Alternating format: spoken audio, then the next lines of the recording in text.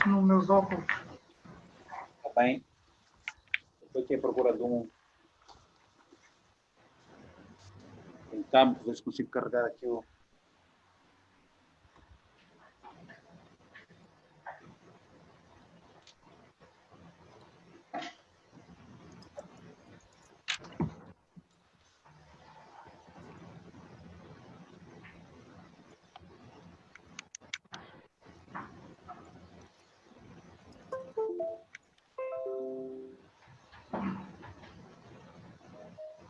Não sei se ficou melhor. O que achas? A luz está boa, a luz não está má. A sua luz não está má. Ok, pronto. Ora viva, muito boa tarde a todos e a todas, ou a todas e a todos. Sejam bem-vindos a este debate que junta várias individualidades. Gostava de relembrar que esse é um debate que está a ser organizado pela Friends of Angola, ok? E, portanto, temos o excelentíssimo... não podia falar. Estamos em emissão, já estamos no ar, já estamos lá, Florindo. Muito bem. Contamos para esta abordagem relativamente a autarquias, desenvolvimento local e processo democrático em Angola. Temos aqui dignos convidados, o digníssimo Jacinto Abreu dos Santos. Pedro, fala com o Raul Danda, por favor, para ligar o vídeo. Florindo, estás a intervir aqui na nossa abordagem, por favor, é só desligares o teu microfone. Ok, obrigado.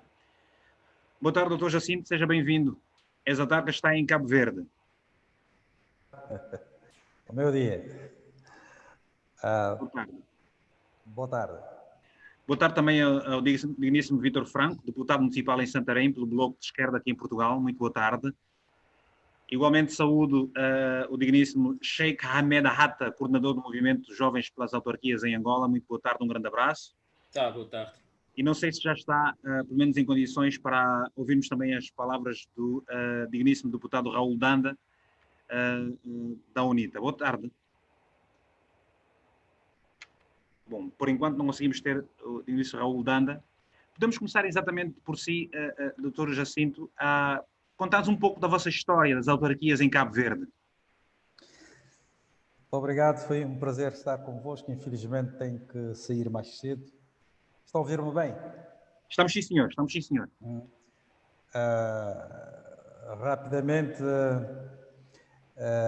nós, a 25 de outubro, vão ser realizadas eleições municipais gerais. Portanto, as primeiras eleições gerais municipais tiveram lugar em Cabo Verde a 15 de dezembro de 1991.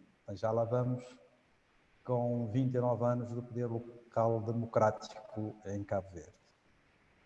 Portanto, nós vivemos uma experiência do Partido Único de 1975 a 1991, portanto 15 anos do Partido Único, onde não havia poder local democrático. Havia administração local, sem autonomia administrativa, financeira, organizacional e política, dependendo do governo e dirigidos pelos delegados do governo indicados pelo partido. Não é? Assim como funcionava a nível nacional a fusão partido-Estado, também a nível local funcionava a fusão partido-Estado. Herdamos uma administração, digamos, portuguesa, não é? Que previa a administração local, até havia vereadores que eram designados, mas o poder local democrático aconteceu com a mudança do regime político em Cabo Verde em 91, que permitiu, de facto, o que chamamos em Cabo Verde o advento da Segunda República, marcada pela aprovação da Constituição de 1992. Foi no quadro da Constituição de 92 que confirmamos o poder local democrático. Mas, no entretanto, durante o processo de transição,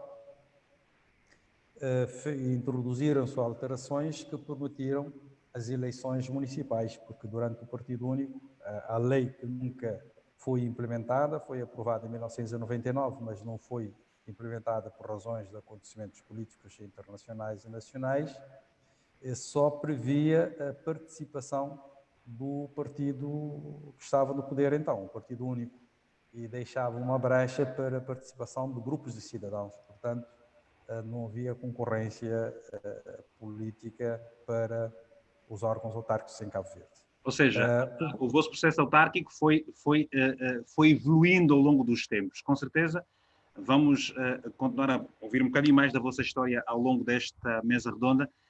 Vítor Franco, o que é que Portugal pode oferecer como experiência para os países, como o caso de Angola, que não vai, como se sabe, realizar as eleições autárquicas agora em 2020, contra, começou a dizer-se, todas as expectativas dos partidos políticos e até também dos próprios cidadãos?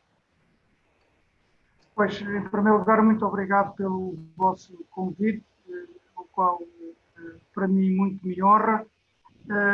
A nossa experiência decorre um pouco mais cedo, a partir, nomeadamente, da criação da Constituição da República, que se faz em período de democracia, que se sucedeu a seguir à Revolução de 25 de Abril, que a todos nos libertou e que a todos e cuja ditadura anterior a todos nós oprimia. E esse poder democrático, como aqui já foi muito bem dito pelo Jacinto Abreu dos Santos, é um exemplo de construção de cidadania e de construção da participação popular. Eu queria aqui refletir dois aspectos fundamentais. O primeiro é que as autarquias locais representam uma descentralização do poder e uma capacidade de resposta, nomeadamente no que diz respeito à distribuição de água em qualidade, ao saneamento, à higiene pública e a um conjunto de serviços públicos de proximidade que as autarquias locais podem oferecer, e nesse aspecto as autarquias em Portugal, independentemente do partido, com o período e o entusiasmo que muitas vezes aqui em Portugal se chama de período revolucionário em curso e pós esse período, que de grande participação, de grande cidadania, motivou um grande salto no desenvolvimento do país, e aí temos exemplos muito positivos em todo o território. Também temos alguns exemplos negativos. Eu vou só citar um exemplo, que é a presidencialização das autarquias locais. Ou seja, o poder local, apesar de existir uma Assembleia Municipal, digamos que seria uma Assembleia da República ajustada ao município, ela tem muito poucos poderes e os poderes estão muito concentrados na figura de uma pessoa, do presidente da Câmara Municipal. E isso dificulta a participação democrática, dificulta o debate mais livre e mais democrático, e isso é das conclusões negativas, é assim que se pode dizer, deste processo até agora. Ok, muito obrigado. Sheikh Ahmed Hatta, gostávamos naturalmente de ouvir também as suas considerações iniciais em torno deste assunto, sendo que você representa, é o coordenador do movimento de jovens das autarquias em Angola. Eu já estou a ouvir, vamos lá ver se tem coisa. Já está sim, senhor, Dr. Raul, já está sim, senhor. Já está sim, senhor. Boa tarde. Boa tarde. Agora vou desligar o outro link para não estar repetido. Já desliguei. Está certo. Já vamos até assim, um prazer enorme estar consigo. Sheikh, você acha que este recente anúncio da não realização das eleições autárquicas em Angola, agora em 2020, 10 anos depois de ter entrado em vigor a nossa Constituição, é um verdadeiro defraudar das expectativas dos cidadãos e dos partidos políticos? Boa tarde, Vítor Hugo Mendes. Boa tarde ao ilustre deputado Raul Danda, o doutor Jacinto Abreu e ao companheiro Vítor Franco. Boa tarde. Antes mesmo de eu responder a essa questão, gostaria de endereçar os meus sentimentos de pesar para os familiares da menina que foi barbaramente assassinada pela polícia ontem à noite, e estender também os sentimentos de pesar a todas essas vítimas que nas últimas semanas têm sido vítimas dessas atrocidades, dessas violações flagrantes da Constituição pela nossa Polícia Nacional. Respondendo diretamente à questão do companheiro Vítor Hugo, dizer que sim, defraudados os cidadãos estão, não é? Não podia haver outra expectativa, tão somente da defraudação. Mas também dizer que não podemos falar de autarquias apenas 10 anos depois, como se a Constituição de 2010 fosse o único instrumento a fazer menção das autarquias. Pelo menos no plano formal, Angola já fala de autarquias no plano formal desde 75. A própria Lei Constitucional da Independência já fazia essa menção. Posteriormente, com a transição democrática de 91, 92, a Lei Constitucional também fez menção das autarquias. Agora, só não acontece, não é, porque nós não temos a história política de participação. Eu compreendo que com as autarquias, esse poder concentrado num único partido, e um partido que vem de uma matriz marxista-leninista, esse poder será dividido, obviamente, porque falamos de desconcentração ao nível das administrações municipais e agora entraríamos no processo de descentralização. Obviamente que há defraudação, porque com as autarquias locais, se de um lado nós teríamos a eficiência e eficácia dos serviços públicos, do outro lado nós também teríamos a maior democratização, a maior participação dos cidadãos ao nível das suas comunidades, não é? O surgimento de novos atores políticos e uma nova energia na forma de fazer política ao nível das nossas comunidades. Então, é um conjunto de expectativas que foram defraudadas, mas que, para quem vive e conhece a realidade angolana, não cai como totalmente uma novidade. Já se esperava desde o princípio do ano transato, quando começou-se a falar das questões das autarquias. Sim, sim. Eu já percebi, por isso é que desliguei o vídeo. Vou só pedir para desligar, exatamente. Pode continuar a falar, Sheikh, mas gostava de alguma brevidade na sua... Exato. Desde o princípio desse processo que já sentia-se que não havia vontade de se avançar. De princípio falava-se da questão da queda do preço do petróleo, que o Estado não tinha receitas. Depois entramos numa discussão de gradualismo com a única intenção de se protelar esse período. E, por fim, surgiu a questão da pandemia. O que é que você acha? O que é que o governo ganha estando a retardar este processo? Exato. Aqui não há uma outra explicação. O que o nosso governo não pretende fazer é a partilha do poder. Com as autarquias, nós teremos a partilha do poder. Temos 164 municípios, não é? E eu não acredito que, da mesma forma que nós verificamos nas eleições gerais, o partido no poder vence com uma maioria esmagadora. Eu não acredito que, mesmo que vença, isso é uma situação hipotética, mesmo que vença, tenha os resultados, vença nos 164 municípios. E eis a razão única que leva ao adiamento constante e sine, porque nós não temos uma data, não é? Fez-se adiamento em 2020, não se avançou uma data, então ficamos assim, como se nada acontecesse, como se a autarquia fosse dependesse da vontade de alguém.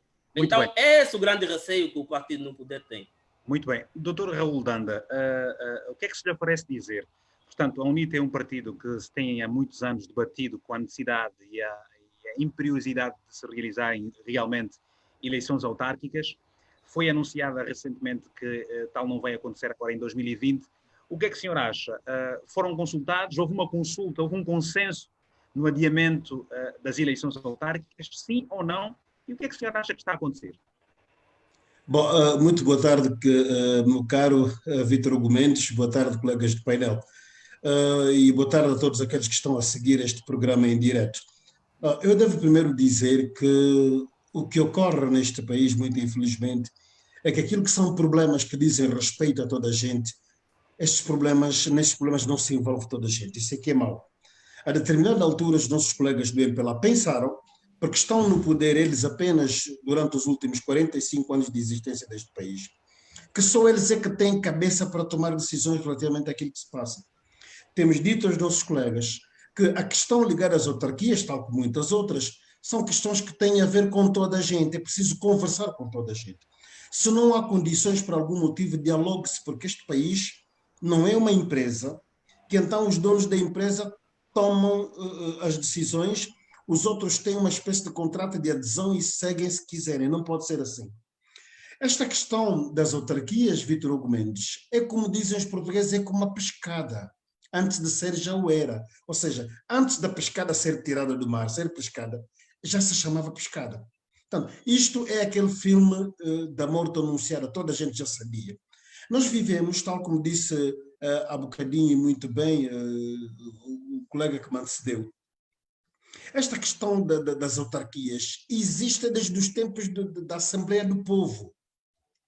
E não se pode vir dizer agora que há um problema de falta de condições que não foram reunidas, porque quem devia as reunir é o único governo que está permanentemente a adiar essas eleições autárquicas, não é? Durante muito tempo, nós temos o plano de tarefas existe desde 2015, há 5 anos.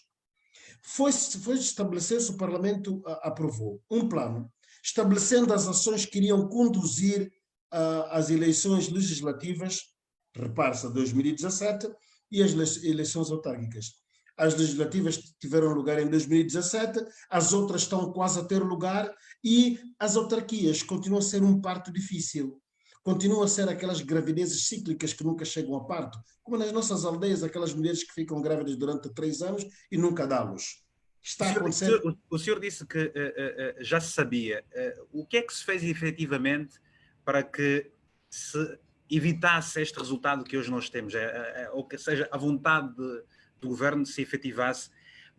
Perguntei também, vocês foram consultados, dialogaram com vocês? Não fomos... Obviamente, Vítor Hugo Mendes, não nos consultaram, não falaram connosco. Não houve consenso basta ver. Não houve consenso na Assembleia Nacional. Não houve uma discussão para saber se seria viável ou não a realização das eleições autárquicas em 2020. Não. A viabilidade das eleições autárquicas sempre existiu. Houve falta de vontade política de as realizar. Quem está no poder, quem controla o poder todo durante 45 anos, não quer partilhar esse poder porque não é possível ganhar em 164 autarquias. Mas o que se diz então, é que, o que se diz é que é por causa da Covid-19, da condição económica. Não, mas a questão das autarquias, nós estamos a falar da questão das autarquias desde há muitos anos. Estou-lhe a falar do plano de tarefas de 2015. A Covid-19 nasceu há pouco tempo, ainda é bebê. Então, não vale a pena. O grande problema, Vítor Hugo Mendes, é que neste país não houve luz porque o doutor Savimbi deitou abaixo o posto de luz. Não houve luz porque choveu muito. Não houve luz porque não choveu nada. Não houve luz porque houve muita poeira. Então, encontra-se sempre um bode expiatório para tudo o que ocorre. É que o culpado nunca somos nós. A culpa mora sempre num outro ponto qualquer. Este é o problema. Repare que em relação mesmo ao pacote legislativo autárquico, nós temos 13 leis 10 foram aprovadas e todas elas foram aprovadas por consenso. Não houve problema de falta de consenso no Parlamento. As outras 3 não são agendadas. Porque assim, quem agenda as leis, não é? É a direção do Parlamento, o Presidente da Assembleia Nacional. Mas o Presidente da Assembleia Nacional tem de ouvir os presidentes das comissões, tem de ouvir os grupos parlamentares. E o que é que acontece? Quando o grupo parlamentar do MPLA, que tem maior quantidade de mãos a levantar na votação, acha que isso não deve ir, não tem nada que ir para discussão no Parlamento, utiliza o poder de voto, porque o presidente do grupo parlamentar do MPLA, nas reuniões com o presidente da Assembleia, na Conferência de Líderes, a mão dele vale pelo número de deputados que o MPLA tem na Assembleia Nacional. Já nos vai falar, desculpa, já nos vai falar mais sobre estas leis. Vou só voltar ao Ilíssimo Jacinto Abreu, que é autarca em Cabo Verde. Como é que vocês conseguiram os vossos consensos, digníssimo? Eu sei, por exemplo, que Cabo Verde também tem muitos casos de Covid-19 e, concomitantemente, provavelmente, deverá estar a enfrentar também dificuldades económicas. Sabemos que Cabo Verde é um país que vive e sobrevive muito do turismo e, por esta altura, as fronteiras estão encerradas. Cabo Verde, em 2020, vai realizar eleições autárquicas. Como é que vocês conseguiram os consensos? Como é que vocês olham para todos estes problemas? Exato, nós estabelecemos os consensos, a data já foi marcada para 25 de outubro deste ano, era constitucionalmente,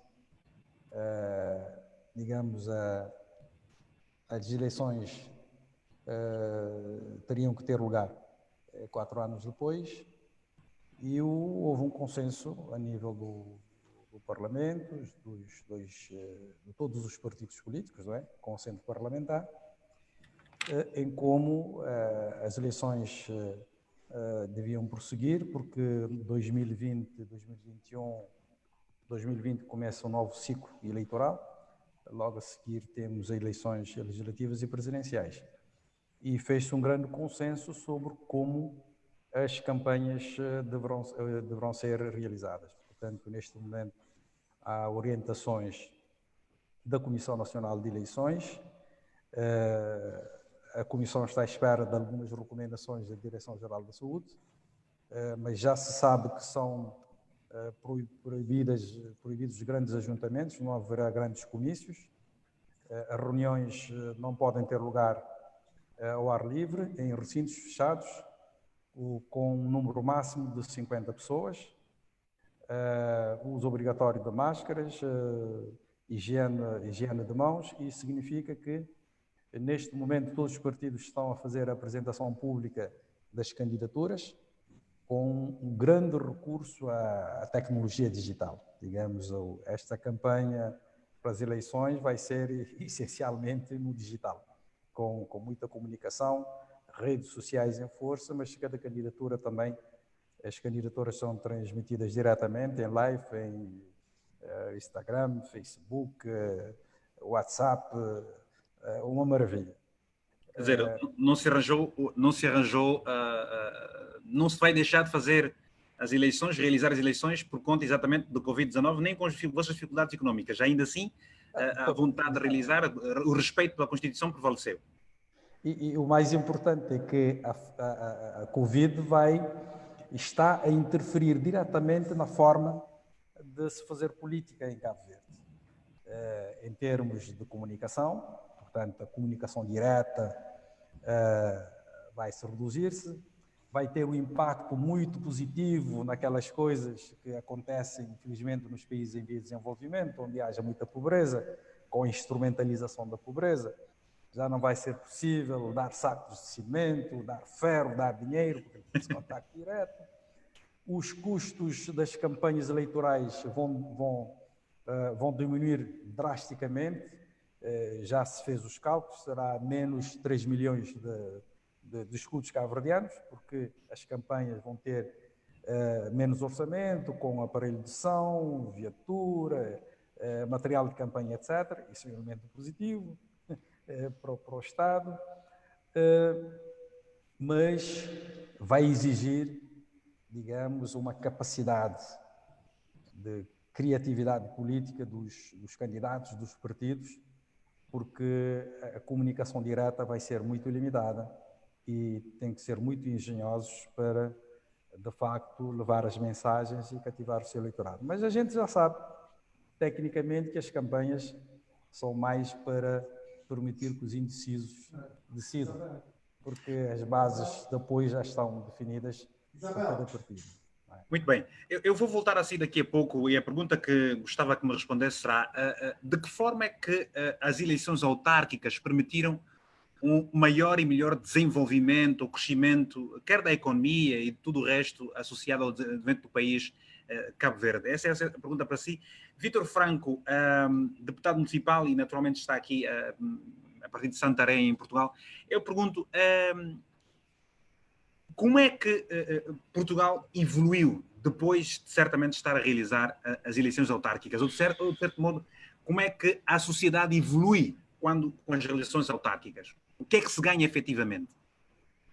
Olha, ganha-se em primeiro lugar vontade das pessoas em resolver os problemas da sua própria população, do seu próprio município.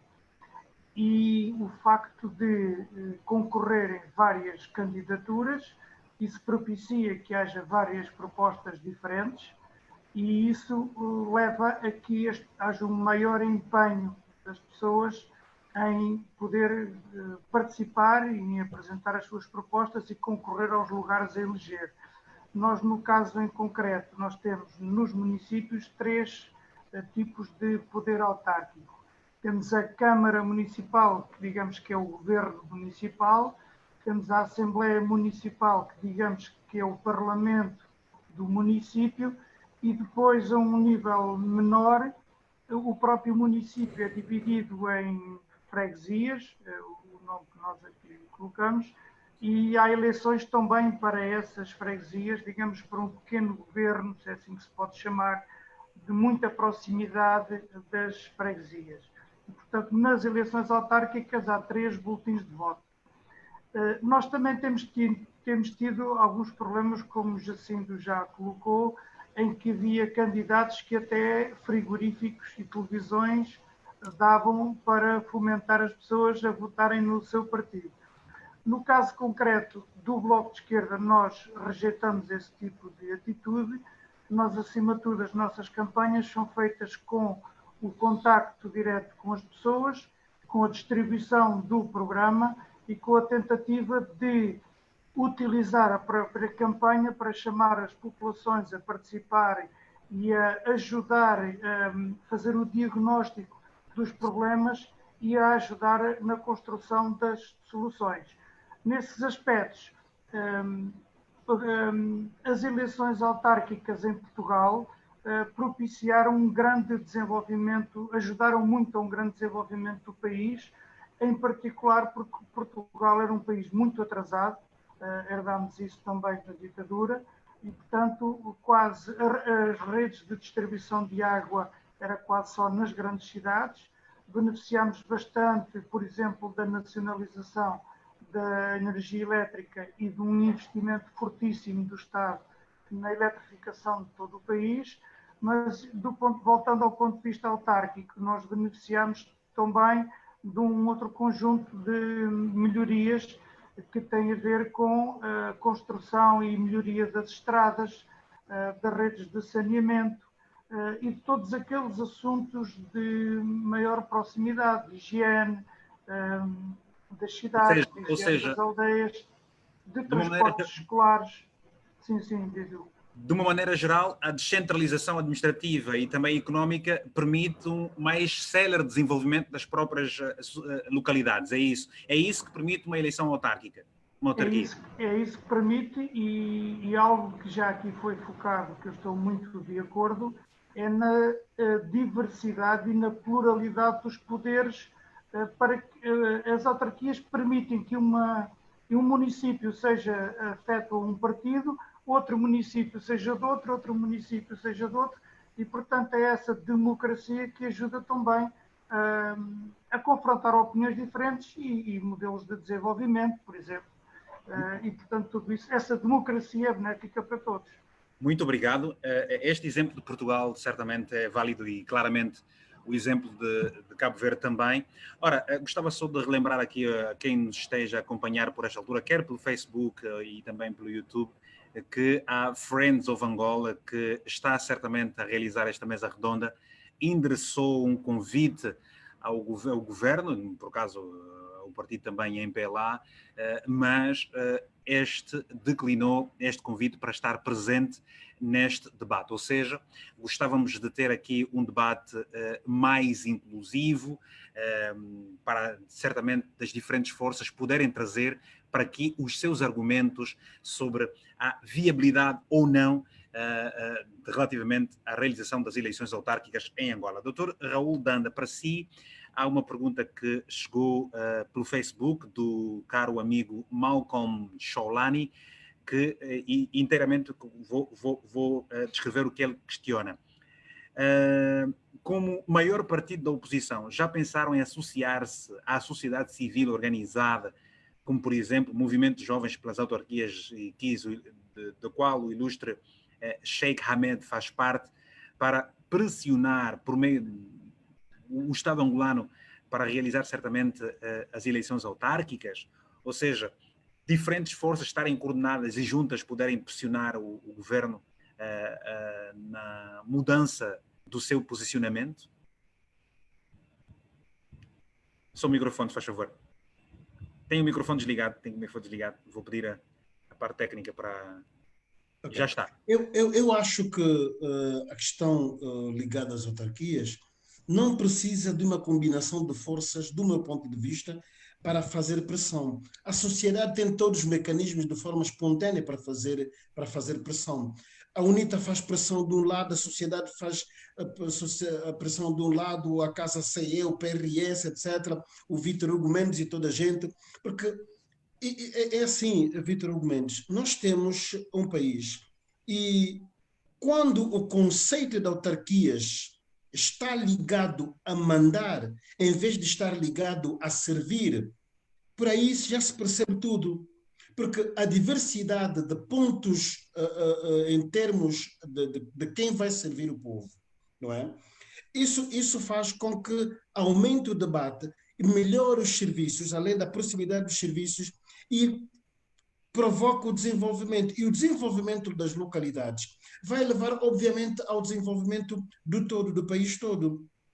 Hoje, por exemplo, o membro do MPLA não veio e declinou o convite. Mas esse declinar de convite é normal, Vítor Hugo Mendes. Por quê? Porque as pessoas dificilmente querem debater. Quando as pessoas vêm para um debate, e sobretudo se você tem a difícil missão, ou missão impossível, de defender o indefensável, isso é um grande problema. Estivemos há bocadinho agora a ouvir o nosso amigo Jacinto dos Santos, não é? Os ingleses dizem, you want something, you find a way. You don't want, you find an excuse. Os cabo-verdianos querem realizar eleições autárquicas porque são boas de facto, encontram no quadro da existência da Covid, encontram um meio para chegar lá. Nós aqui em Angola não. As pessoas procuram dificuldades. Essas eleições autárquicas, não é? Até para a aprovação das leis aqui, isso foi-se empurrando com a barriga. Nós tivemos aqui um andar de Maria Fumaça, como eu digo muitas vezes, daquelas locomotivas do século XVIII, que os brasileiros chamavam Maria Fumaça, soltava mais fumo do que velocidade, não é? Nós temos, digamos assim, uma situação em que, primeiro, era a falta de recursos. Vítor Hugo, eu tenho no meu telefone uma gravação tenho, que me foi dada por alguém do MPLA, que também não concorda com isso, onde há uma reunião que está a ser dirigida pela vice-presidente do MPLA, Luísa Damião, onde está-se a discutir as questões ligadas às autarquias. E o secretário de Cabinda, o adjunto, não é? Está a dizer que Cabinda, porque estabeleceu-se no quadro do Ministério da Administração do Território 3 tipologias para ver quem vai primeiro, quem vai depois e quem vai, se Deus quiser. Tipologia A, B e C para a institucionalização das autarquias no quadro deste gradualismo geográfico que é anticonstitucional, que andam, digamos assim, a reclamar. E ele diz mesmo, em Cabinda, o município de Cabinda tem tudo para estar no quadro da tipologia A. Mas, camarada vice-presidente, estou a repetir as palavras dele e eu tenho isso aqui para reproduzir. Como é que nós vamos fazer isso? Porque a oposição ganha, nós não conseguimos ganhar em Cabinda. Então, é melhor mesmo que se pense bem se vale a pena ou não, nesta primeira fase, o município de Cabinda ser uma autarquia. Então, já dá para perceber qual é o sentimento que move essa gente. E é isso que é, de facto, muito, muito complicado. As pessoas não estão a pensar no país, mas estão a pensar em manter essa hegemonia em termos de poder. Nós temos aqui outras perguntas. Só gostava de recordar o ponto que ficou há pouco tempo por responder das leis, das tais 3 leis que ficaram por ser discutidas há pouco tempo. Não sei se poderá fazê-lo agora, sendo que há Posso uma outra... fazê-lo? Faz favor, então. Posso fazê-lo? É assim, as 3 leis que ficaram, uma é sobre formulários, já foi discutida na generalidade, vai agora para a especialidade. A outra tem uma outra lei, sobretudo as duas que ainda não foram discutidas nem na generalidade, muito menos na especialidade, é sobretudo a lei que institucionaliza as autarquias. É a lei fundamental, é a lei mãe. O empalado de propósitos, e essa lei está no Parlamento desde há 2 anos. Já podia ter sido discutida.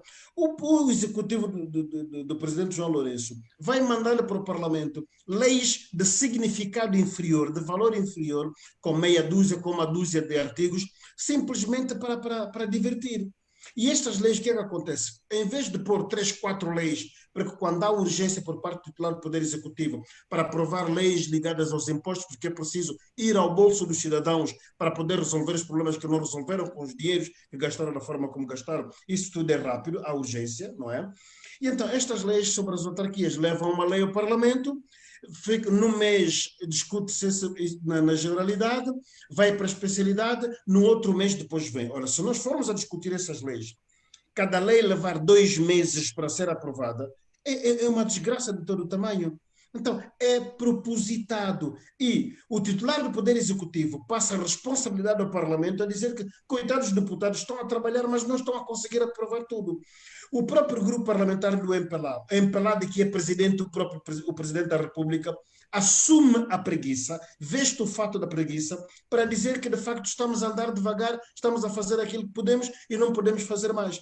Enquanto isso, agora em outubro, nós vamos ter o Orçamento Geral do Estado, que depois fica a prioridade.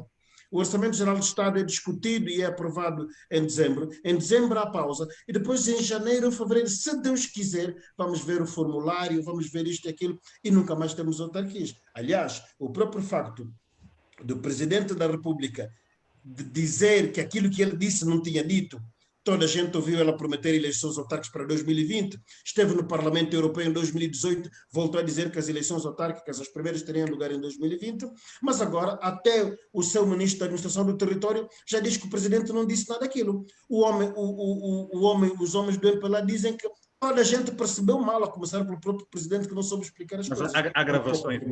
Ainda bem que estamos numa era digital e a era digital registra tudo o que nós queremos exatamente buscar, podemos ir buscar e isso é rápido. Qualquer pessoa com algum senso e vontade poderá buscar e recuperar essas gravações e depois tirará certamente as suas eleições. Eu vou voltar, já volto ao Sheikh Ahmed, só para não perder esse fio de pensamento. Jacinto Abreu, Cabo Verde tem boas relações com Angola, digamos assim. Quando o senhor ouve Angola a viver esse tipo de problemas, o que é que lhe parece? Enquanto cidadão, certamente. Como é que se sente? Eu estive no ano passado em Huambo, a convite do Adalberto Costa Júnior, o meu amigo, agora presidente, precisamente nas jornadas parlamentares organizadas pela UNITA, em que eu fui a título pessoal, não em representação do Estado nem do governo de Cabo Verde, mas nós temos ligações históricas muito profundas com Angola. Eu só em Benguela tenho mais de 20 primos diretos, os Mendes de Benguela, são os meus primos. Quando o jornalista me perguntou sobre o que se passava em Angola, eu disse, primeiro, é uma decisão política da maior relevância que compete às autoridades políticas do país decidir. Mas é claro que Cabo Verde, dentro das suas limitações, tem tido uma experiência de desenvolvimento local, digamos, muito avançada, mas em relação ao qual nós não estamos contentes. Nós pensamos que que o municipalismo em Cabo Verde deve dar um salto, deve entrar em questões económicas, desenvolvimento, formação profissional, política externa, cooperação descentralizada, em que os investimentos locais devem ser maioritariamente executados pelos municípios e não pelo governo central. E a partir de 2016 está-se a fazer uma experiência extraordinária em que, através de contratos, programas, praticamente os municípios se transformaram em estaleiros de obras e o governo fica apenas com investimentos estratégicos que ultrapassa mais do que um município. Isto é muito bom. Eu digo que tudo que o Cabo Verde alcançou, digamos, a partir de 1991, não seria possível sem as autarquias, sem os municípios. Inclusive, na primeira fase de instalação do município, o governo foi muito permissivo, porque era o novo, era experimental. Mas nós temos 22 municípios em Cabo Verde, né? Espalhados por 9 ilhas. Em 91 tínhamos 2 ou 3 liceus. Em 2020, temos em todos os concelhos do país liceus. E a totalidade desses liceus foram construídos pelos municípios, depois colocados na rede pública do sistema de ensino. E muitas outras coisas que aconteceram em Cabo Verde, os municípios estiveram na linha da frente. E a perspectiva que nós estamos a discutir hoje é que os municípios têm que ser líder do processo de desenvolvimento local e regional, catalisadores de desenvolvimento local e regional e aprofundar a descentralização. Neste momento, nós estamos, Angola está a falar em instalar as autarquias. Nós estamos a falar em aprofundar a descentralização via municípios e via criação de regiões administrativas e regionalização. Um país que não descentraliza, que não dá oportunidade às populações, aplicando o princípio da subsidiariedade e decidir sobre o seu futuro, é um país atrasado, não se consegue desenvolver-se. A descentralização é o motor do desenvolvimento do país, porque aquilo que não se consegue fazer a nível macro, faz-se com vantagem a nível micro, a nível das aldeias, dos bairros, dos concelhos, dos municípios. Eu, pessoalmente, o meu desejo, a recomendação é que Angola avançasse, digamos, rapidamente para a descentralização territorial, administrativa e política do país, mesmo que fosse de forma faseada, mas que dote um país de uma lei quadro da descentralização e vai-se fazendo as experiências autárquicas. Uma coisa tenho a certeza, nenhum partido, num contexto de descentralização, vai ter o monopólio dos municípios. Isto é uma ilusão. Pode até ter o domínio. Em Cabo Verde, o MPD tem sido o maior partido de base autárquica, mas nunca tem a totalidade dos municípios para governar. Nas últimas eleições, a oposição, o maior partido da oposição, conservou dois municípios. O MPD ficou com 18, os independentes com 2 e o maior partido da oposição, o PCV, com 2 municípios. Mas não se vê nenhuma diferença em termos de transferência de recursos, em termos de relacionamento institucional. Todos os municípios acedem aos recursos da mesma forma, através de contratos de programa, com respeito pela lei, e não há nenhum tratamento de vantagem aos municípios que pertencem ao governo que está no poder, porque é ilegal, é inconstitucional. De forma que até os autarcas, na Associação Nacional dos Municípios, não vê diferença partidária, porque o que os unem são os problemas das populações locais. E há autarcas que às vezes entram em contradição com o próprio partido, digamos, na realização da sua função de missão de oposição política.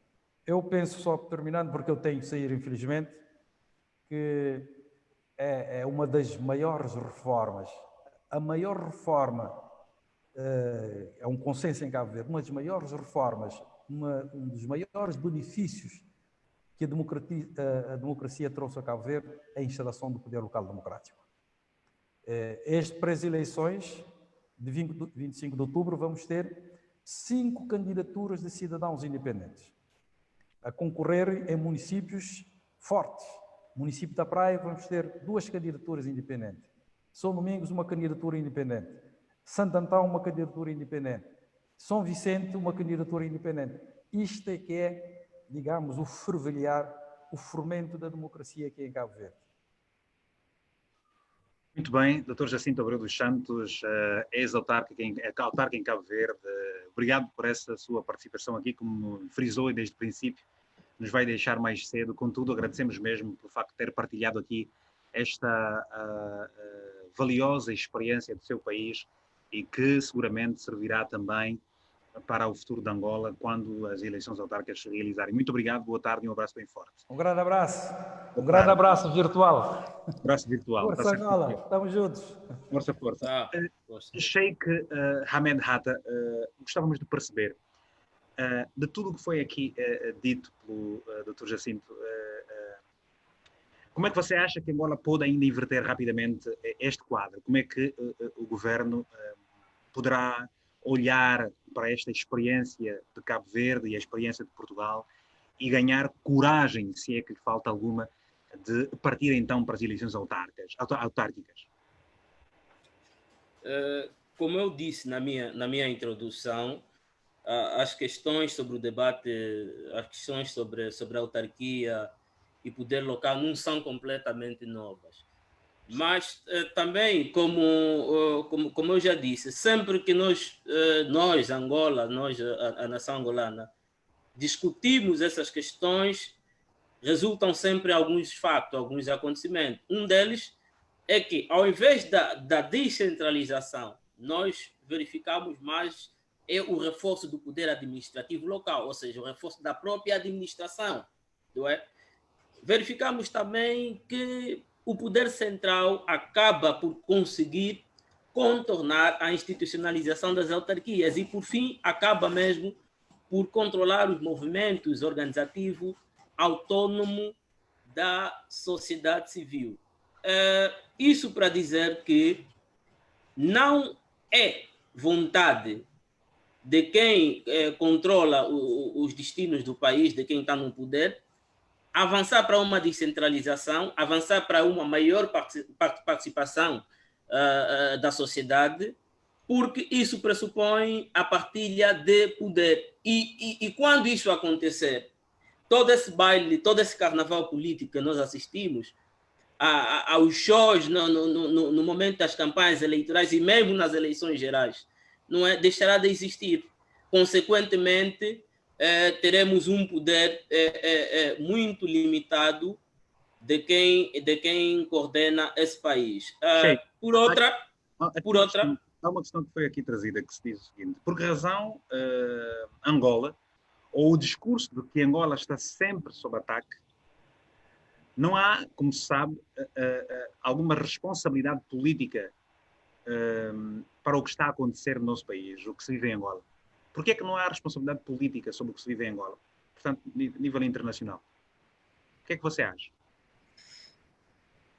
Dificilmente haverá essa responsabilização internacional quando nós aqui internamente também ficarmos de braços cruzados.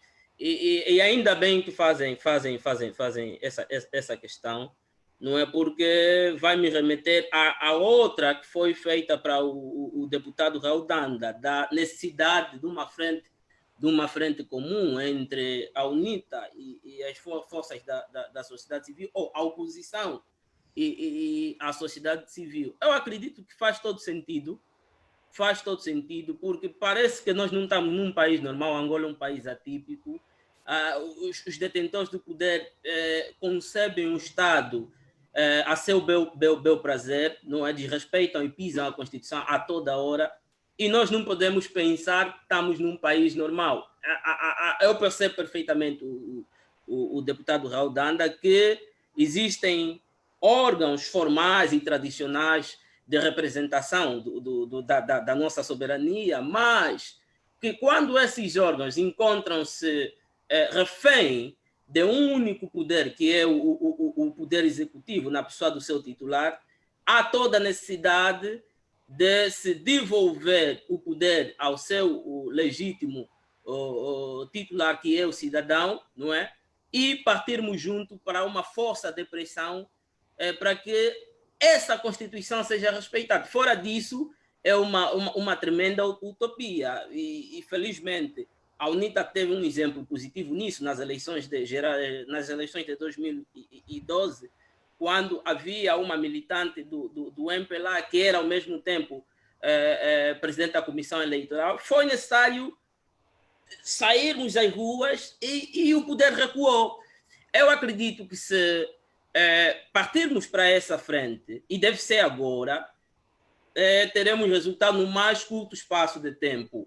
Até porque o que nós temos que fazer nessa altura, né, porque já estão mesmo adiadas as eleições autárquicas para esse ano, é pressionar no sentido de que se indique uma data. Se não haver pressão, eu acredito que, olha, nem 2022, nem 2023, nem nunca, porque não faz parte das expectativas de quem controla o poder partilhar esse poder com a sociedade, não é?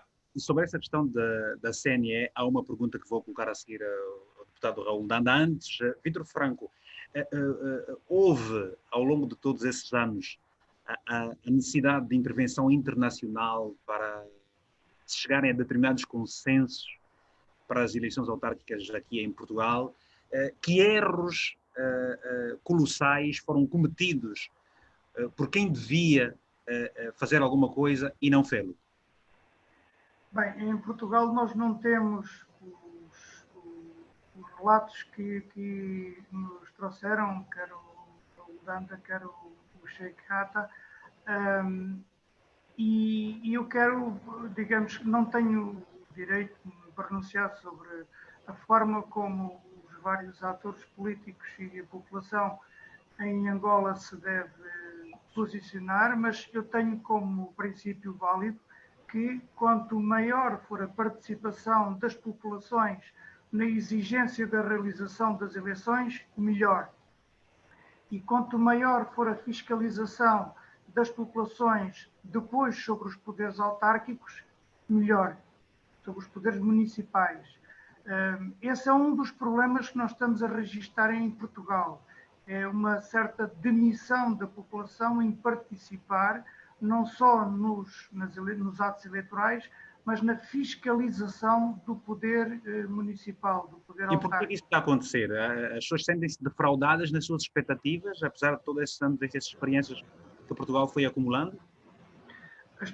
Há pessoas que se sentem defraudadas, mas também há um percurso que o país foi fazendo de que as pessoas devem esperar que os políticos façam por elas, digamos assim. Ora, é preciso dizer que políticos somos todos nós. Qualquer pessoa é política, porque política é tudo aquilo que envolve a nossa vida. E, portanto, nós todos precisamos de agir, de fazer alguma coisa. Eu coloco uma hipótese especulativa.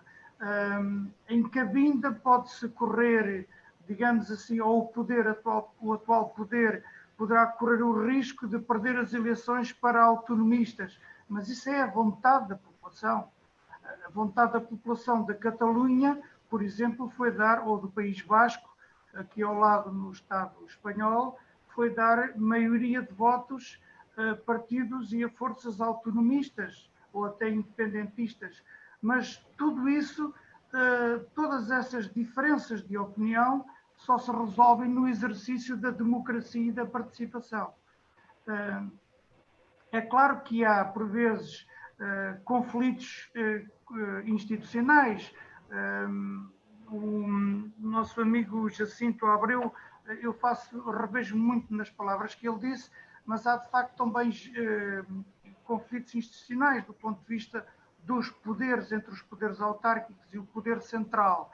Aqui gostaria de deixar o seguinte testemunho, nomeadamente no caso da saúde, a construção em Portugal de um poder político forte na saúde, através da criação do Serviço Nacional de Saúde público e gratuito, isso permitiu uma resposta muito forte, nomeadamente aos problemas da população, aos problemas da saúde, à melhoria das condições de saúde em geral, à diminuição da mortalidade infantil e ao aumento da esperança de vida.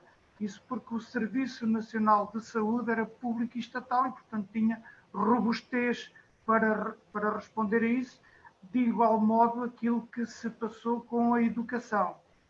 Ora, uma das coisas que neste momento está em discussão em Portugal é a descentralização, também do ponto de vista da educação e da saúde para as autarquias, mas isso vai gerar uma dificuldade para as autarquias mais pequenas, com menor capacidade económica e no interior do país, em conseguir dar a mesma resposta do que dão as autarquias mais fortes. E, portanto, ou seja, Portugal teve que encontrar, ao longo de todo este tempo, realizou sempre as suas eleições autárquicas, certamente, mas cada município correspondeu a estas realizações em função da sua especificidade.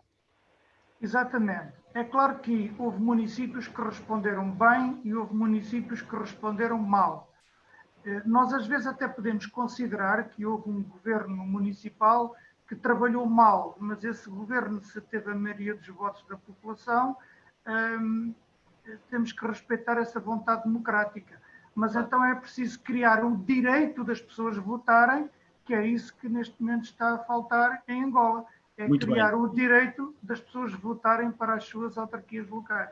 E é isso que se disse também já aqui, que o direito das pessoas poderem votar, esperavam certamente que se realizassem as eleições autárquicas agora em 2022, e tais não vão acontecer, uma vez mais, certamente, defraudando, como disse há pouco tempo o Sheikh Hatta, a todas as expectativas dos cidadãos. O pretexto é que há dificuldades financeiras de Covid-19. A verdade, e como disse há pouco tempo o deputado Raul Danda, o governo, o partido MPLA, por acaso, e o governo Angola, não reuniu com outras forças para certamente explicar o que se está, de facto, a passar em termos de intenção. Ora, deputado Raul Danda, há uma questão aqui, e vou agradecer aqui o Sousa Dallas, que pelo Facebook diz o seguinte, que devemos nós convidar mulheres políticas ou mulheres na política para também, da próxima vez, poderem elas deixarem ficar aqui uma opinião. A verdade, e quero aqui pontualizar a todos os internautas que nos estão a acompanhar no mundo todo, que Friends of Angola convidou, endereçou um convite ao MPLA, ao governo angolano, para poder estar aqui alguém em sua representação. A verdade é que não nos foi respondida a carta enviada, pelo que, bom, infelizmente não temos aqui uma representatividade na abordagem do assunto. Ora, Dr. Raul, há aqui uma questão que foi deixada, e eu pego aqui o ponto do Hatta, sobre, num determinado contexto, nos anos anteriores, a UNITA terá detectado uma inconformidade legal de alguém do MPLA que estava na CNE, fez uma pressão e o governo recuou. Ora, houve muito recentemente uma discussão também da inconstitucionalidade do senhor Manico, da CNE. Esse é um ponto que nos é trazido aqui também de alguém pelas redes sociais. A questão é, hoje já não se fala mais do caso Manico na CNE. A UNITA acabou por aceitar, levantou a bandeira branca e, portanto, aceitou esse caso. A UNITA não foi ouvida relativamente à decisão do MPLA no adiamento do governo, no adiamento das eleições autárquicas em 2020. A UNITA vai ficar assim? O que é que a UNITA está a fazer? Bom, é assim, Vítor Hugo, é óbvio que a UNITA não vai ficar parada nem relativamente ao Manico. Nós dissemos aquilo que pensamos do Manico. Em princípio, o Manico é um homem que, ele que me perdoa, mas não tem muita verticalidade, não tem muita dignidade, porque eu, se tivesse passado pela 100ª parte do repúdio porque passou o Manico, eu não me atreveria nunca a ir tomar posse. É preciso, de facto, uma pessoa estar desprovida de princípios, desprovida de caráter, para poder fazer isso. E nós tivemos o grato prazer de dizer isso ao Manico quando ele apresentou-se na Assembleia Nacional. É óbvio que nós não vamos parar, vamos continuar. Esta questão de não termos eleições autárquicas agora... O parar, vamos continuar, pressupõe dizer o que é efetivamente. Por exemplo, não, vai-se continuar a fazer pressão. Por quê? Porque o Manico não reúne, não tem perfil para ser presidente da Comissão Nacional Eleitoral. Portanto, há muita coisa, desde logo, a UNITA está pronta para, no quadro até da reforma do Estado, não é? Termos uma comissão eleitoral que fuja da composição que nós temos hoje. Por quê? Porque a composição que nós temos hoje na Comissão Nacional Eleitoral propicia fraude. A composição que nós temos hoje no Tribunal Constitucional propicia batota. Porque nós continuamos a ter, mesmo até a nível da Comissão Constitucional, do Tribunal Constitucional, o facto de termos juízes, uns são nomeados pelo MPLA, outros são nomeados pelo Presidente da República, que é igual a MPLA. A UNITA nomeia um juiz. Nós temos sido os únicos que das duas vezes nomeamos pessoas independentes que não têm nada a ver com a UNITA. Mas você não pode ter, Vitor Hugo, pessoas que são juízes, não é? Indivíduos que são juízes, são membros do Comitê Central do MPLA, porque existem. Há conflito de interesse.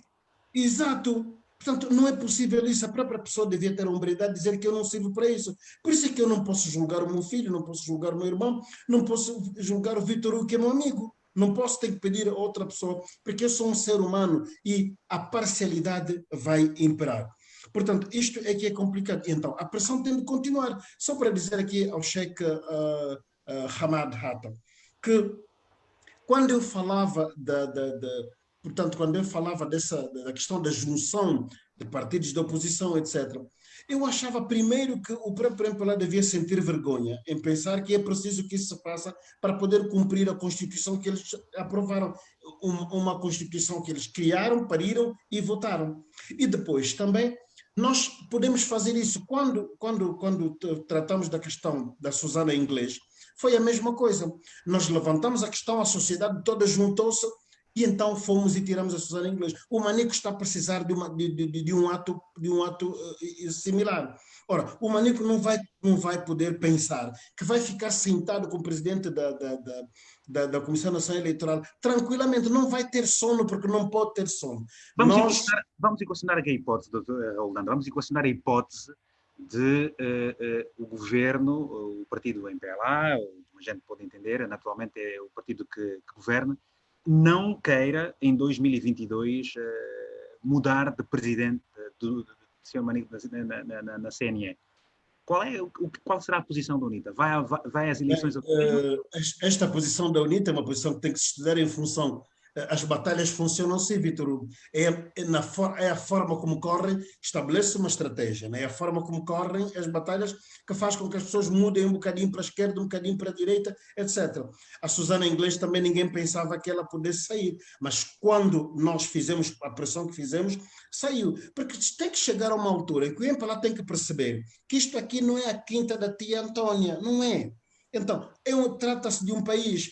Há bocadinho, o Vítor Franco dizia muito bem que a questão das autarquias é um bom ponto de partida para a solução das questões, para a solução dos problemas. Vítor Hugo, nós temos um problema no país que se chama Cabinda. Mesmo quando as pessoas fingem que o problema não existe, o problema existe. Nós temos uma FLEC que luta pela independência de Cabinda. Mas o comportamento do governo do MPLA de utilizar a força das armas em vez de utilizar a razão, a razoabilidade, está a fazer com que a FLEC, que era uma organização até pequena, se transforme em organização para sentimento. E então, e por força da birra, digamos assim, né, de alguma casmurrice de algumas pessoas, nós corremos o risco depois de ter um problema que cada dia mais tem dificuldade de se resolver. A UNITA, que foi a primeira organização a apresentar no quadro do poder local um projeto de lei, nós propunhamos no quadro das autarquias supramunicipais bem previstas na Constituição da República, não é? Termos dois exemplos. Portanto, para começar, teríamos a região metropolitana de Luanda, por causa do seu formato, sabemos como é que Luanda é, e teríamos a região autónoma de Cabinda. Continuava a ser o mesmo país de Cabinda ao Cunene, do Mar ao Leste, como muitos deles gostam de dizer, mas nós conseguiríamos resolver um problema. Mas não, o Sheikh Hamad dizia uma coisa, o Sheikh Hamad dizia uma coisa que é muito verdade. Em vez de se ir para as autarquias, quer-se reforçar o poder do Estado a nível dos municípios. É um erro. E o que é que estão a fazer? Estão a colocar o PIM. Mas quem é que está a fazer a gestão do PIM? Os mesmos ladrões de ontem. Ora, na minha língua diz-se Bukunsongo Kafuchi Bukungananka. Isto significa é mais fácil curar uma doença do que curar um vício. Eu já Que vou aqueles indivíduos continuam a pensar que a ocasião faz o ladrão e vão andando... Eu já vou voltar assim, eu já volto assim, certamente só para também podermos interagir aqui um pouco com os nossos amigos que nos acompanham pelo Facebook. O Fialho César diz o seguinte: o MPLA não tem formação democrática e sempre foi hostil às reformas estruturais que conduzem nessa direção, porque colocaria em causa o histórico status quo de privilégios de poder que nunca quis perder. O Manuel Antônio diz o seguinte: se J-Lo não respeitar a lei e manter o manico no poder da CNE e não houver condições para eleições livres e justas, o J-Lo /MPLA deve concorrer sozinho nas próximas eleições. Essa é a opinião de um internauta. Nós agradecemos certamente a todos que nos enviam mensagens. Como dissemos, não temos ninguém do partido MPLA para poder se defender, não por falta de vontade da Friends of Angola, mas por tão somente este partido não ter respondido ao convite que lhe foi formulado e enviado, tal como aconteceu ao Sheikh Hamad, ao Vítor Franco, também à UNITA e também ao digníssimo Jacinto dos Santos. Olha, voltamos assim, certamente, para continuar a debitar o seu pensamento relativamente às eleições, Raul Danda. Esta posição, digamos que unilateral do MPLA, do governo, de a não realização das eleições autárquicas em 2020. Se a UNITA tivesse sido contactada para uma abordagem também relativamente ao contexto que se está a viver, qual seria, e repito, eventualmente, a vossa posição? E aqui deixa-me ver um prisma.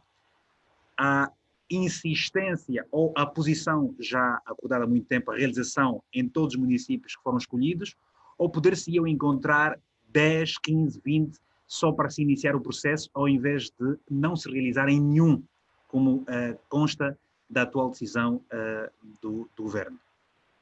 Vítor Hugo, a questão de não se realizar eleições autárquicas em todos os municípios ao mesmo tempo não tem a ver com outra coisa que não seja falta de vontade política, ou melhor, conveniência política.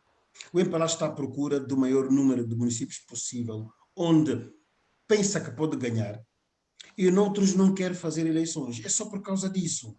Então, esta existência desta vontade de manobrar, de ludibriar, etc., é que faz isso.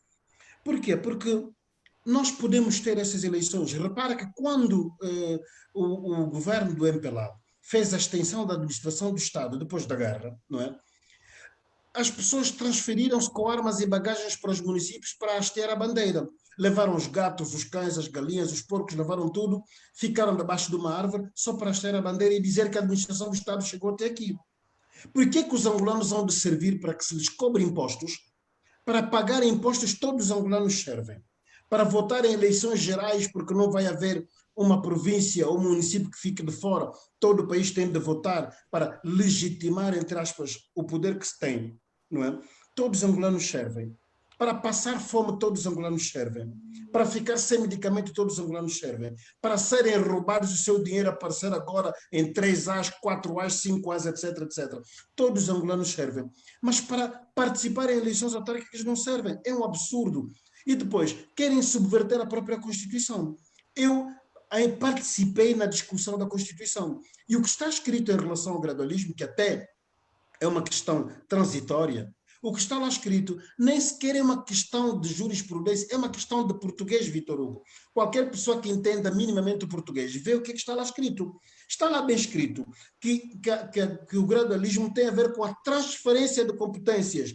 Os municípios não irão ter, no princípio, todos os municípios a mesma capacidade, não é, de absorver as competências que a Constituição e a lei confere a esses municípios. Então, o gradualismo reside aí.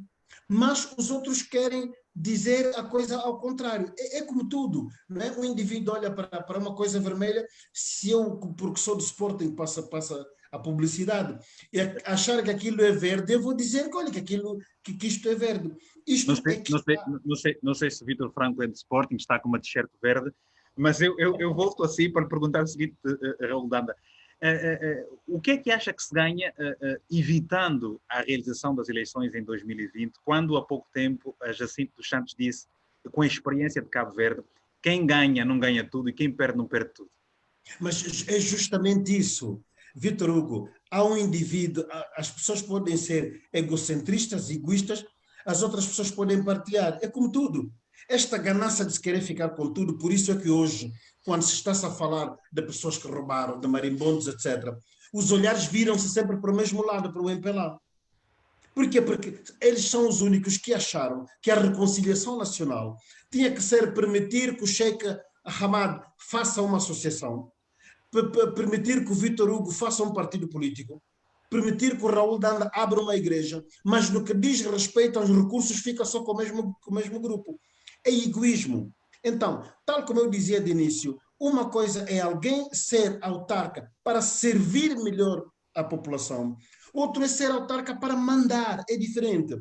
E estes indivíduos pensam que, como estão habituados a controlar o poder todo e todo o poder durante os últimos 45 anos, não é? Acham que têm de encontrar um mecanismo de dizer assim. Basta ver que o presidente do grupo parlamentar do MPLA até já chegou a dizer que o MPLA ganhou num número de municípios superior ao existente. Nós temos 164 municípios. O MPLA conseguiu ganhar em 169. É só para termos uma ideia de como é que eles olham para o poder. Ficam completamente alucinados. Bom, muito obrigado. Vou voltar aqui ao Vítor Franco. Vítor Franco, eu quero perceber o seguinte. A experiência de Portugal, você está em Santarém, já disse que as eleições autárquicas permitem uma maior e melhor descentralização económica e até administrativa. Queremos perceber o seguinte, como é que as administrações mais pequenas conseguem certamente se desvencilhar das dificuldades para poderem responder à expectativa de quem realmente elege um autarca, quem realmente elege um partido? Bem, isso depende de várias coisas. Primeiro, as autarquias recebem parte dos impostos do Estado. Por exemplo, o imposto sobre automóveis, o imposto sobre imóveis, uma parte do imposto sobre rendimentos singulares,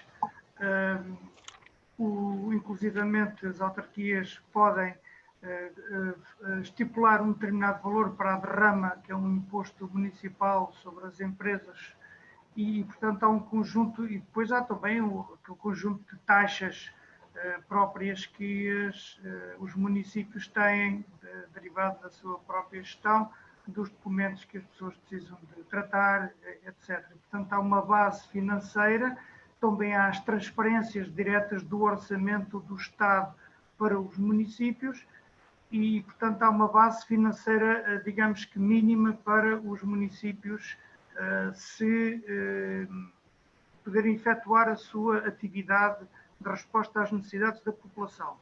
É claro que nós temos um problema no país. O nosso país é muito mais pequeno do que o país Angola e, portanto, enquanto Angola tem 164 municípios, nós temos mais de 300 e temos municípios que têm, por exemplo, 4.000 pessoas e outros que têm 500.000. Portanto, há uma grande diferença, apesar do nosso país ser muito mais pequeno do que o vosso, há uma grande diferença entre os vários municípios.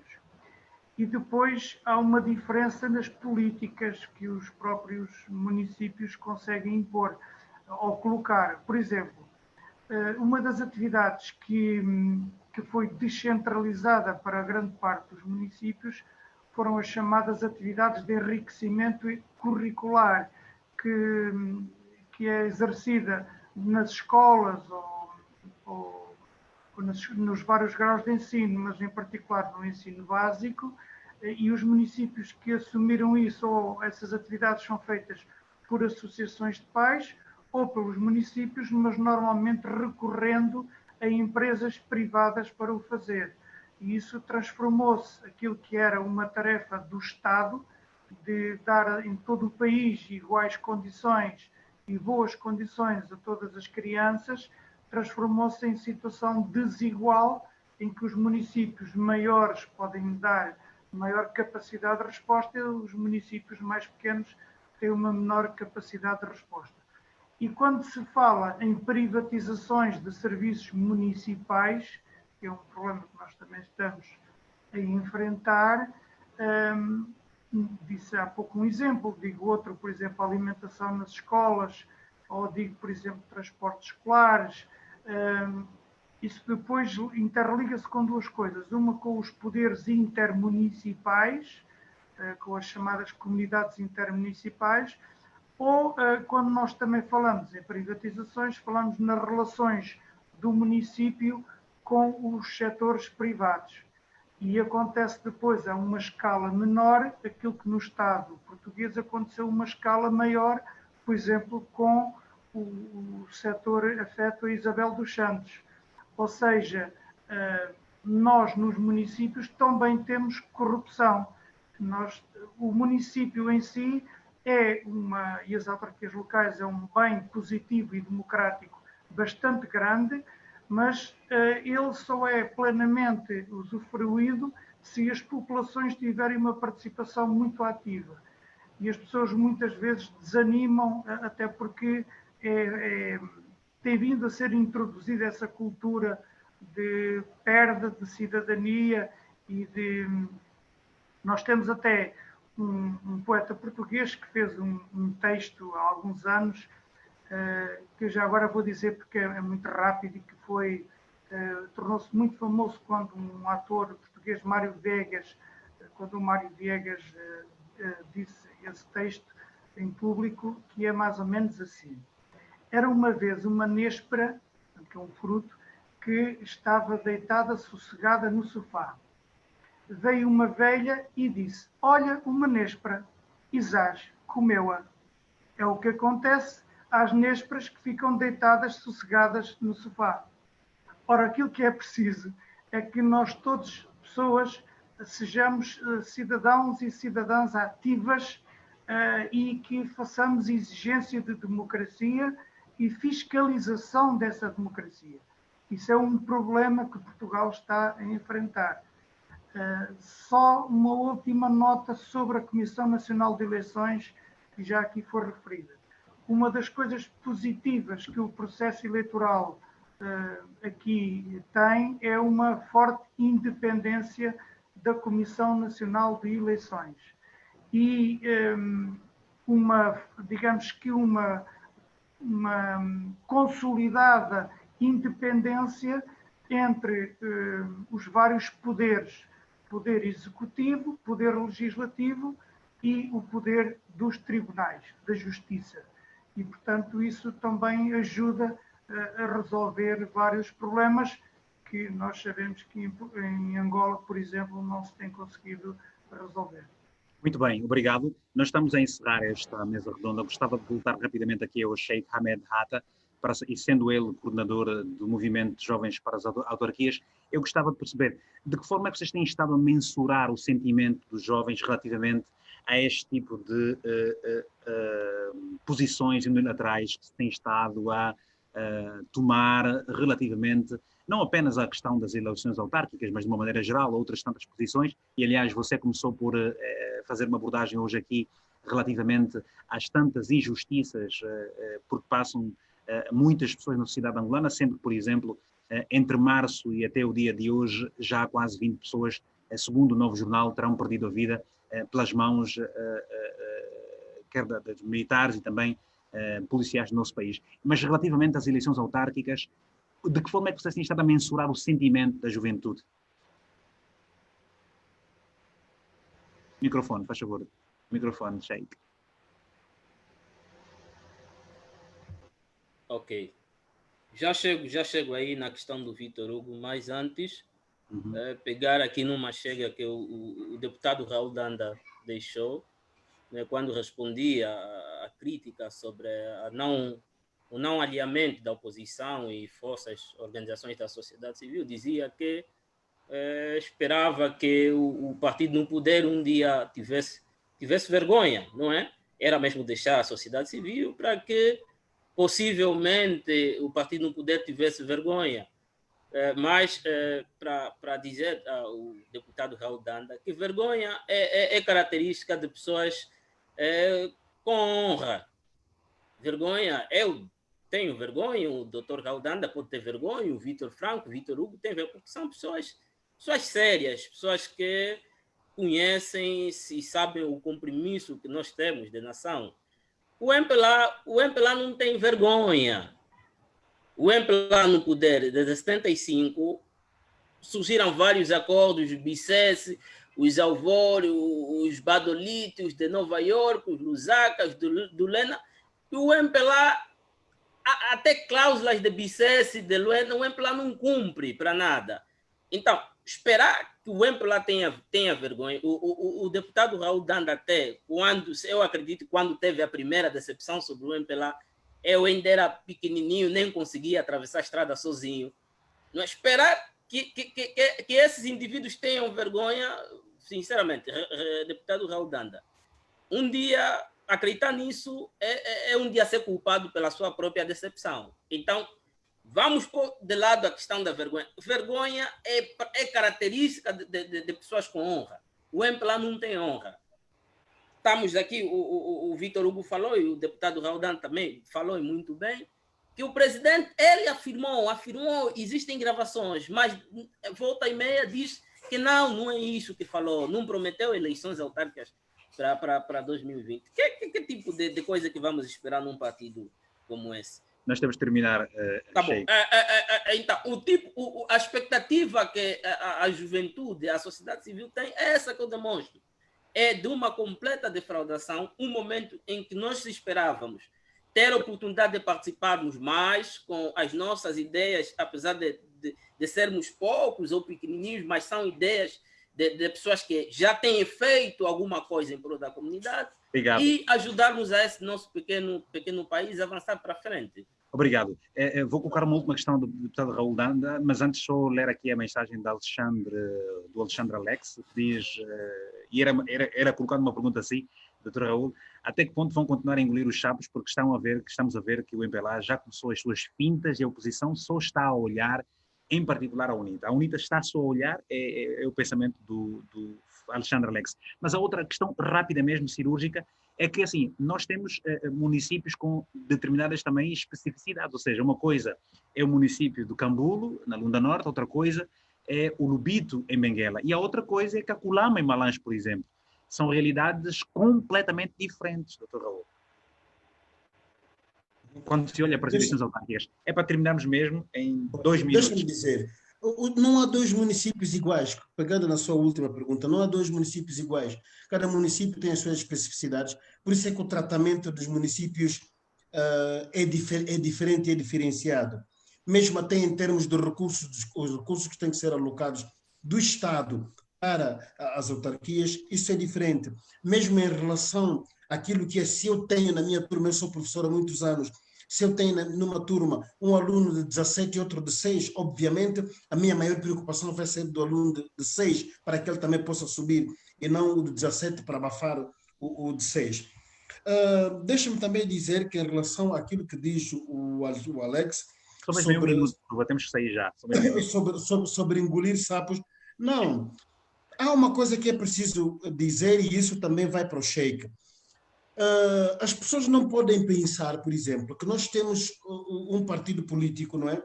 E dizemos o partido político resolva. É como, por exemplo, as pessoas que têm 220 deputados na Assembleia Nacional que os representam. Nós representamos os cidadãos, mas não nos substituímos aos cidadãos. E aquilo que nós temos que fazer, a luta é comum, sofremos todos. Então, eu não estou à espera que o MPLA ganhe vergonha. O que eu estou a dizer, o MPLA devia ter vergonha e não precisar que a gente faça isso. Foi o que eu disse, era só para precisar. Mas eu, o Sheik, o Vitor Hugo, a Joana, a Mariana, todos nós, que percebemos, porque eu também posso ser da UNITA de um partido político, mas sou um cidadão. E eu acho que nós não podemos ter o país dividido em zona da UNITA, zona do MPLA, ilha, disto e daquilo. Temos de ter um país de cidadãos apenas dividido em municípios, comunas, províncias, municípios, comunas, aldeias, cidades, etc, etc. Vamos todos lutar, a luta é de todos nós, não precisamos de esperar que o Raul diga primeiro, vamos embora. Foi assim, desta forma que nós corremos com a Susana Inglês. É assim que nós temos de agir para não engolir sapos, porque se nós continuarmos a engolir sapos, o MPLA vai continuar a ir buscar, não sei se os sapos também se pescam, vai continuar a buscar sapos para ver se a gente engole. Isso não faz parte da minha alimentação. Muito obrigado, sendo que os chineses até gostam de sapos, não faz parte exatamente da nossa... Não gosto. Olha, eu recebi uma mensagem no telefone, diz assim, os sábios defendem o seu país e os imbecis defendem sempre o partido. Portanto, é só uma... Absolutamente, plenamente de acordo. Uma ideia que está aqui no telefone. Contudo, quero agradecer as vossas presenças, desejar-vos uma boa tarde, um grande abraço. Esperamos, naturalmente, podermos continuar a fazer este exercício de cidadania aqui para toda a gente que nos acompanha. Certamente é um contributo sempre muito válido. Pena mesmo, ok? E muitas vezes se diz que quem cala consente. Pena é que o MPLA não tenha acedido o convite para aqui estar também e poder justificar-se ante aquilo que são as decisões que foram tomadas nos últimos tempos. Na vez passada também não esteve. Pronto, saberá porquê. Obrigado a todos que nos tiveram a acompanhar pelo Facebook e, sobretudo, aqui o Vítor Franco, que é a partir de Portugal, na zona de Santarém, também se juntou a esta abordagem. Um grande abraço bem forte.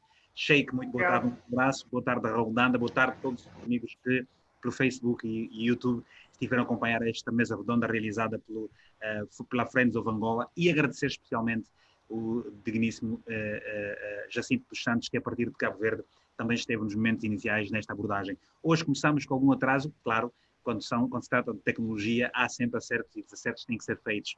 Mas uma boa tarde e estamos juntos. Quanto a mim, foi um prazer enorme ter cá estado a mediar esta mesa redonda. Um abraço bem forte, estamos juntos, até a próxima. Obrigado.